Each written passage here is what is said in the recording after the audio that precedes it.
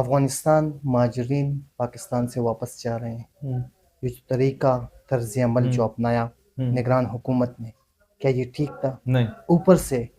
افغانی جو پاکستان میں رہتے ہیں اور جو ظلم پاکستان نے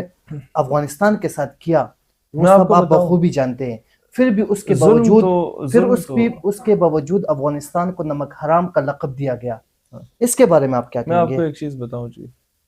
ظلم کروایا گیا افغانستان سے بھی اور ہم سے بھی، دونوں جگہوں پہ اپنے ٹاؤٹس بٹھوا کے مسلمانوں کو لڑوایا گیا، مسلمانوں نے ایک دوسرے کی داڑیاں نوچی،